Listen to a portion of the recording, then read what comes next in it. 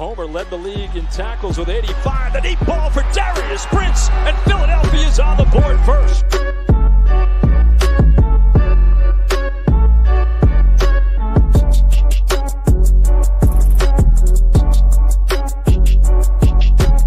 On the draw, this is Bryson Allen. And Allen weaving his way all the way down to the 22. 10-yard line, 5. Mayfield, Dancy, all around. Throwing as far as he can throw it. Jump ball coming. Crazy stuff. Not this time. And you want to be a wide receiver. You're going to have to take a little bit of a hit like that as Brown got him in that shoulder, but watch. Those are teeth. Do we have a dentist on staff here?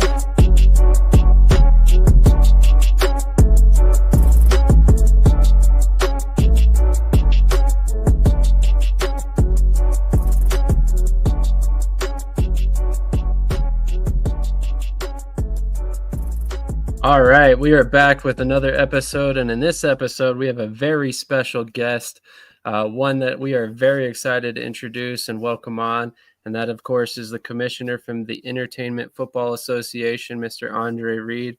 Mr. Reed, how are you doing tonight? Doing good, man. Doing real well. Just got back from New Orleans. You know, we talked about that earlier, and kind of enjoyed myself there. It was a good game to watch. If you were a Eagles fan, if you weren't a Chiefs fan, it was not a good game to watch. But New Orleans put it down, man. They usually do a good job every year, every time they do have a Super Bowl there. So it's good food. Everything's within walking distance. They do a pretty good job. Definitely agree on that. Sid, thank you for joining me, of course. Always happy to see you as well, man. How you doing tonight? I'm doing good. Thank you for, inviting me on. I'm stoked about this. Andre, as I said backstage, thank you again for joining us. This is pretty amazing. So of course, I'm excited to be doing this. That's what it's about. Definitely. So obviously a lot of people know you because of your NFL background. A whole lot of people may not quite know yet that you're involved with the Entertainment Football Association and have been named the commissioner for 2025. I'm very curious now, when did you get first involved or drawn into the indoor football game? That's a great question. Actually, Tim Brown, my fellow Hall of Fame guy, talked to me about the Entertainment Football League, and he's in one part of it, and I'm the commissioner in the other part of it. And I said, I'd love to be involved with it. Football has been my whole life since I was like 8 years old when I first started playing football, and played till I was 37, almost 38 years old every year. So to say it wasn't a part of my life would be an understatement. But, what I've learned about the game over those years and what I've learned post-football, all this stuff really goes hand in hand. And getting involved in this league, we've been going at it now since this time last year. Right now we got 4 teams. I'm actually maybe going next week to Long Island. We just got a team in Long Island. It's going to start.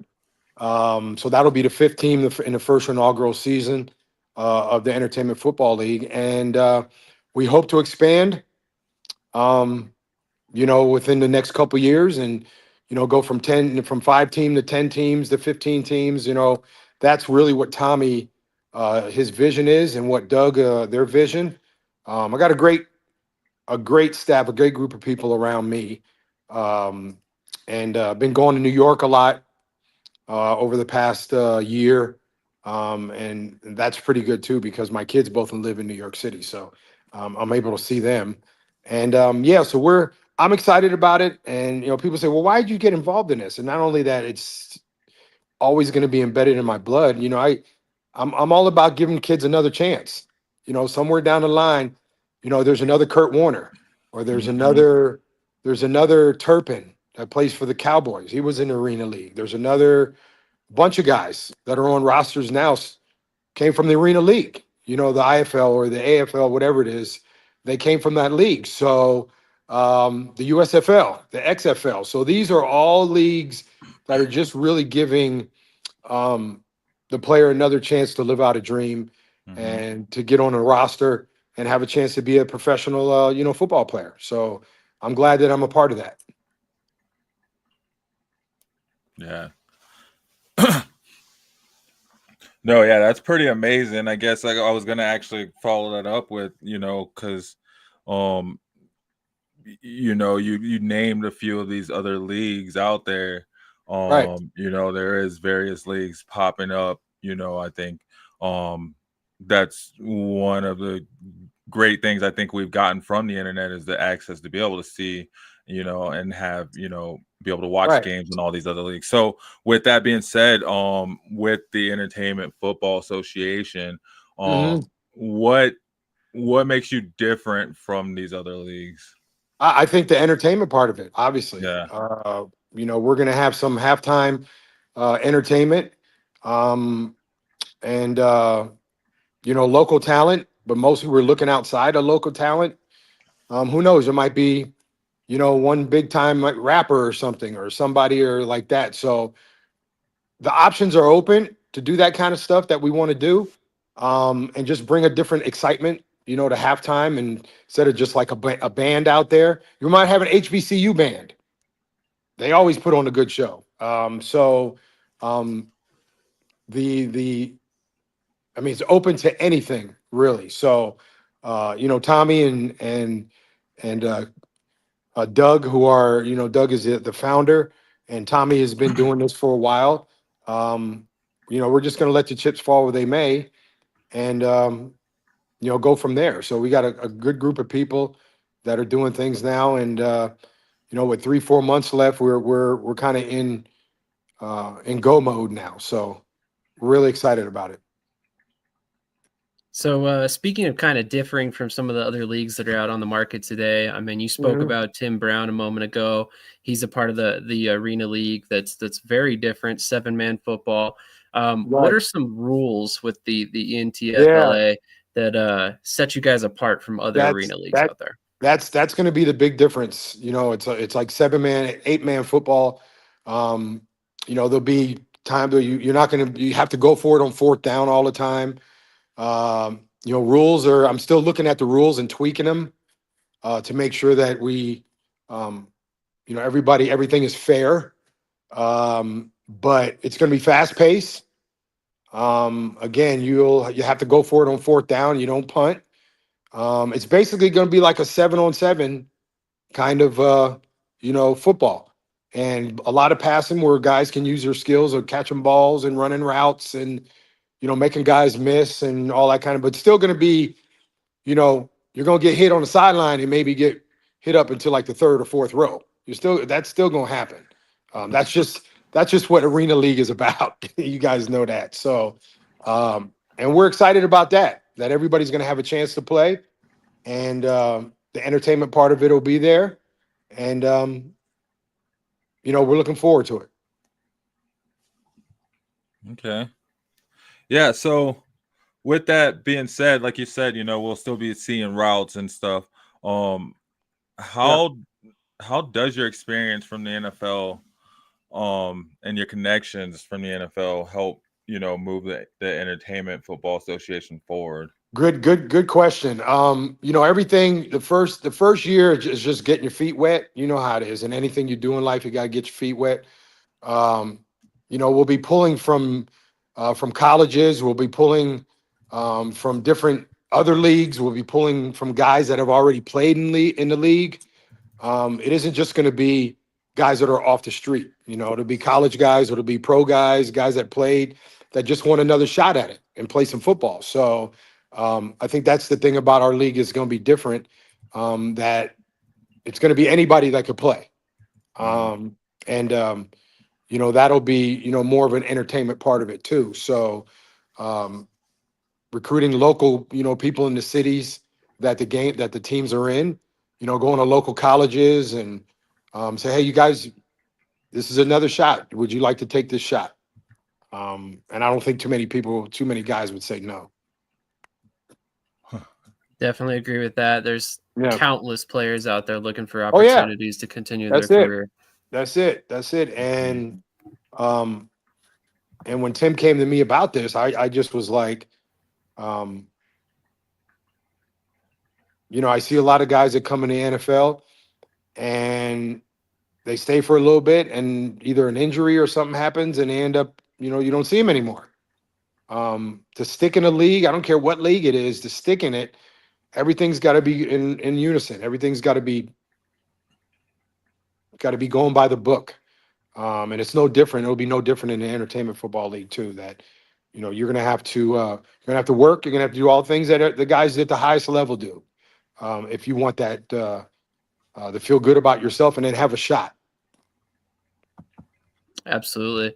So with Yep. that in question, is this going to be a professional paid league? And if so, can you kind of speak on where the pay scale will be? Well, I don't know. We're still tweaking that as we speak.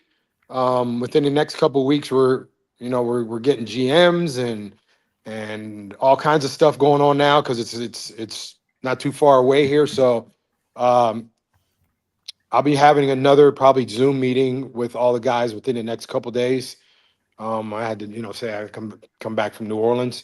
But that's definitely a good one we're gonna have to deal with, and probably are dealing with it. But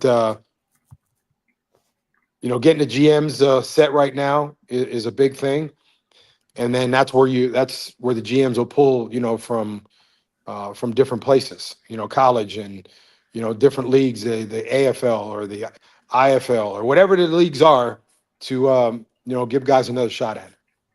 Mm. Makes perfect sense. Yeah. Mhm. It's all about opportunity, man. Life is, you make your opportunities and then you deal with them in the way that you need to deal with them, and you put your best foot forward and see where it goes. If you don't apply, you'll never have the chance. So I think these guys will be excited about this. I agree. We got a couple comments in the chat, and I'll go ahead and get to those in a minute here. But one of the comments and was going to be a question on this as well. But so far, you have 4 cities that are planned in 2025.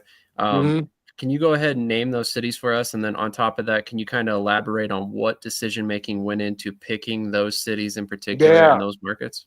Yeah, there's Pittsburgh, Massachusetts, Danbury, Connecticut, Morristown, New Jersey, and now Long Island. So these are really small to a certain point.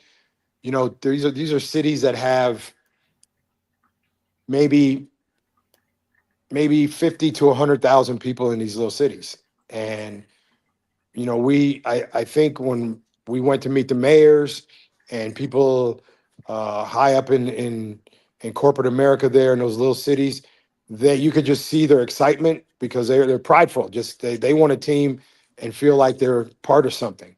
So we picked these 4 cities because of not only their locations, but really like the people in these little towns. And then they can call their team, that's their team, like the Cyphers and all the other 4 teams, the Long Island team. It's like their team. Mm-hmm. And they can feel good about having a team in their little city. Yeah, no, and that's cool too, because I mean those are cities that you're not normally hearing. Yeah, names for. They have an identity. They feel like they have an identity. Mm-hmm, mm-hmm. Yep. And So, go ahead. Go ahead. No, go ahead. What were you saying? Oh no, I'm just saying. I think after this year, it's going to be an 8 games, an 8-game schedule. These teams will be playing each other at least 2 times, and then there'll be a playoff. And we're in the process right now of finding out where we're going to have the game. We actually were thinking about having it on an aircraft carrier. Ooh, that'd be wild. That'd be cool. Yeah, like down here in San Diego, Mm-hmm. right on top of the aircraft carrier downtown. Yeah, over at the base. Yeah, at the base there. Yep. Yeah. So that'd be wild to watch a game on an aircraft carrier like that. Mm-hmm. That definitely brings some eyes on it too, though, because that's different. It's different. Yeah. Yep. So we're kind of throwing that one around in the pot a little bit to see, what's up with that. But again, we're just trying to get this first year off the ground. and feel good about that. And then we just, we build. We're not expecting fireworks and craziness and all this stuff, but we just want to get our feet wet and know that, next year this time we'll have 3-4 more teams. There you go. Yes. Yep. So with that being said, though, so how does the Entertainment Football Association, or how will you impact player development? And then how do you plan to provide new opportunities for these players That's to be a able great, to have the expansions? right. That's a good question. That I'm working with Doug and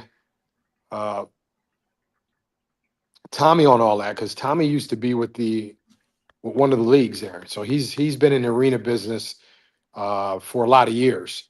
And basically, I'm just going to oversee the operations of it, as far as like, where the games are, make sure everything is going the way it should be. But they're kind of like they're behind the scenes, Tommy and Doug and the staff that's behind me. So,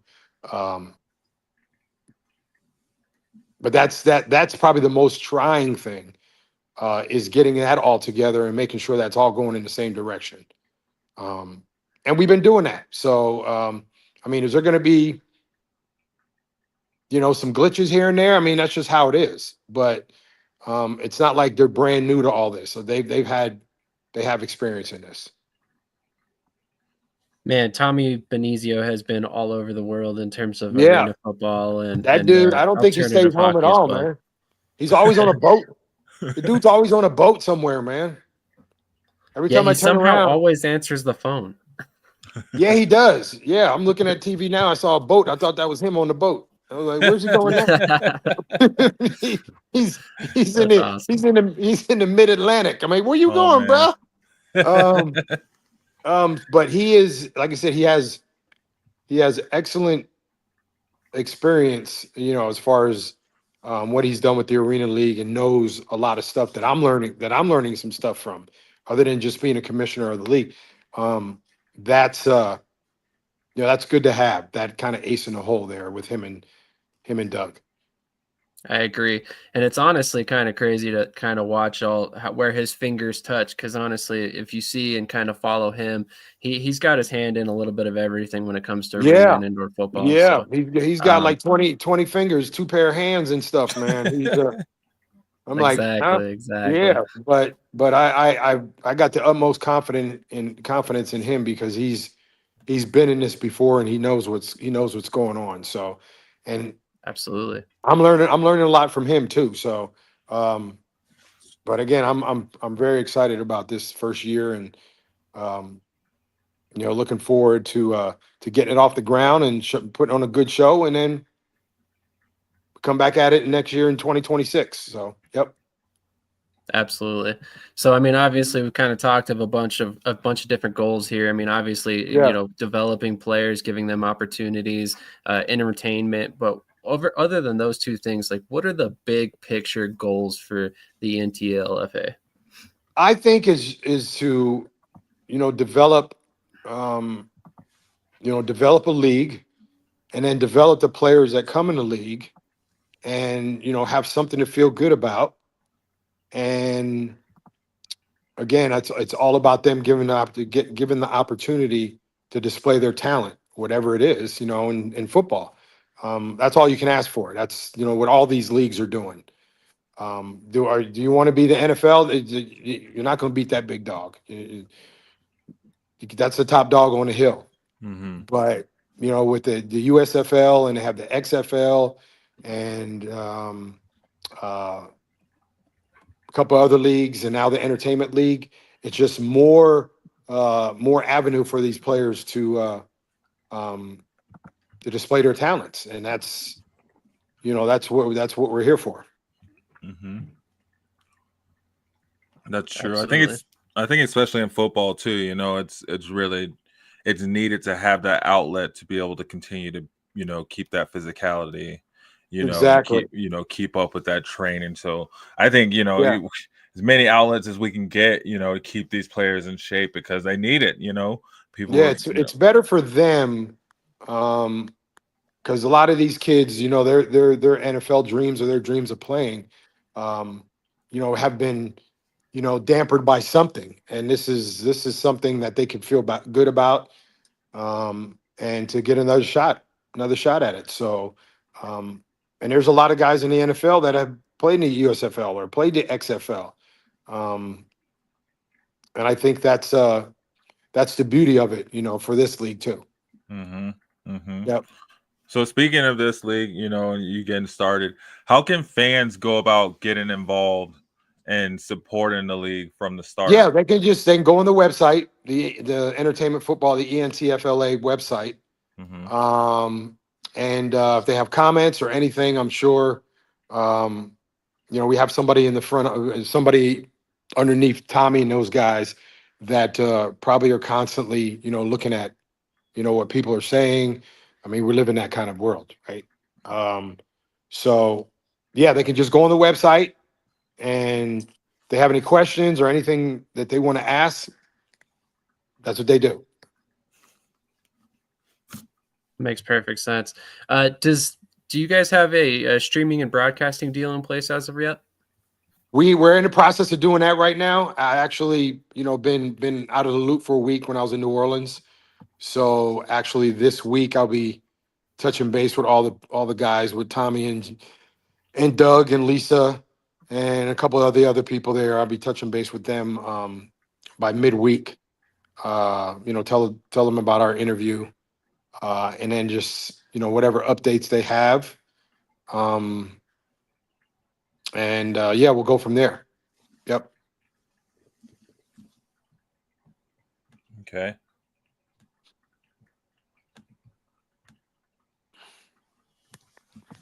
Yeah, so on your website too, it mentions that you'll find ways of engaging with the fans year round. Mm-hmm. Do you have do you mind sharing some ideas you have about that, or how do you plan to go? I'm just gonna do what Andre does. You know, I'm gonna be, you know, with different cities, just, you know, engaging with fans, and Mm-hmm. obviously they want to see me to a certain point. I don't know why, but they do. Hey.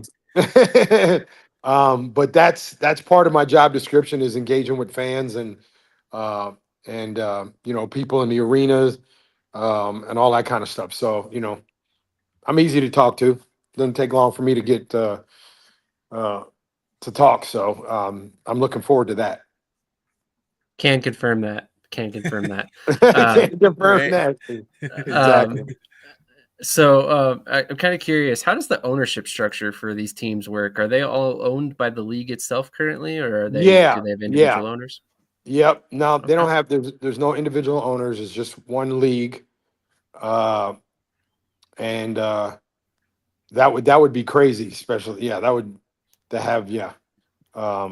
We just got done, like I said, just got done picking the GM and the head coach of the Long Island team. So, and they have training going on. They've been having training going on with the GMs and sales and all kinds of stuff going on to kind of bring them all up to, you know, up to speed on how to do it. I mean, Tommy's been in this in a while, and he knows what he's doing. So, it's just getting the right people underneath him to implement it, and you know, we go from there. So, it ain't his first rodeo, if you want to call it that. So, and I'm just you know, I'm just on the back end looking at it and gonna be myself, and whatever they need out of me, you know, hey, here I am. So that's it. Makes perfect sense. Mm-hmm.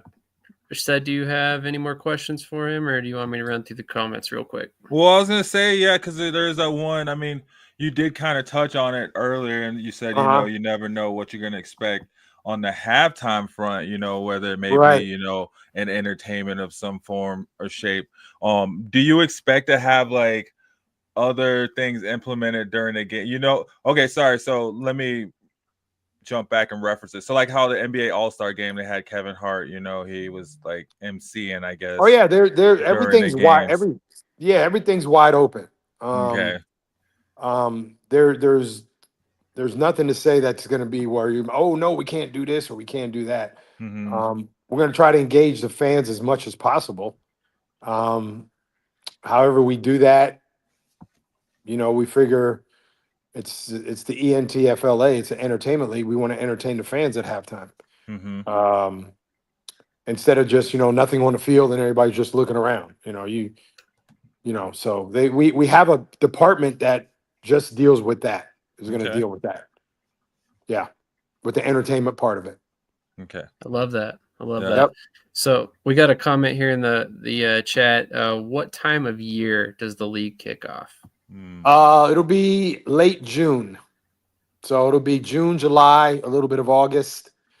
But we're slated to kick off at the end of June.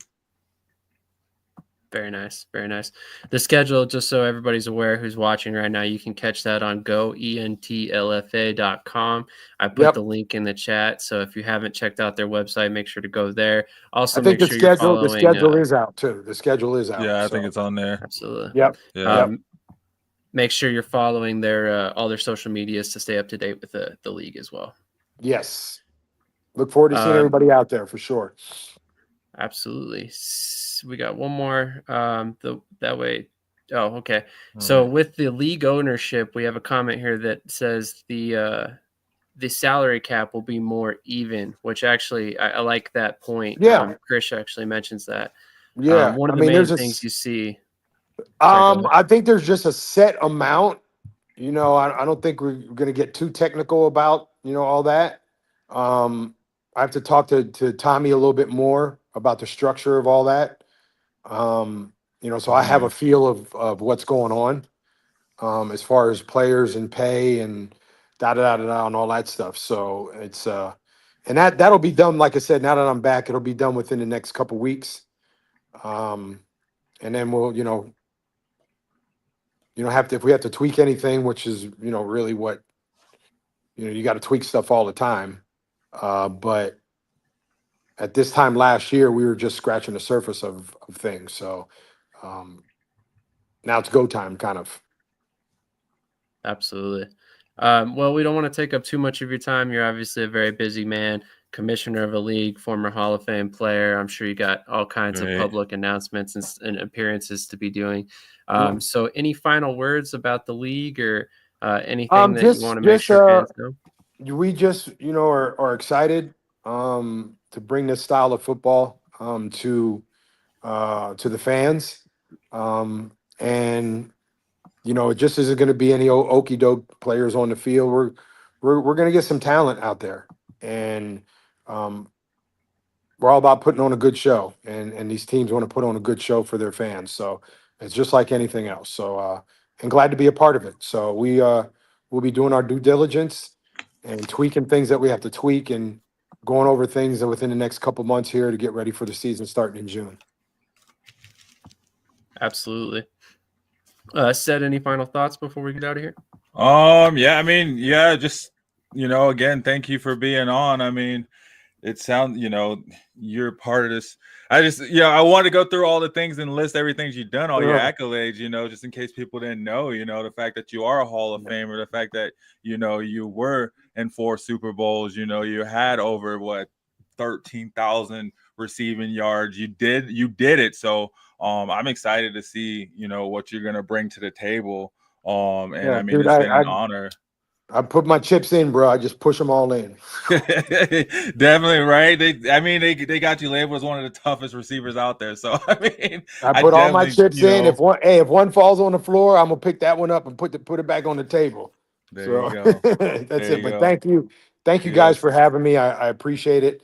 Denver's one of my favorite cities, man, to come to and hang out.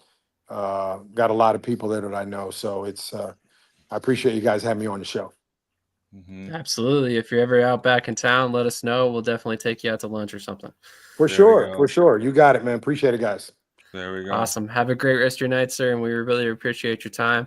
For everybody who tuned in, if you enjoyed this interview, make sure you hit the like, comment, subscribe. And again, make sure you're going to follow ENTLFA on all your favorite social medias. They're all over Twitter, Instagram, LinkedIn, I believe, as well. So make sure you follow them everywhere. Thank you. Appreciate it, guys. Absolutely. And we will catch you guys in the next episode.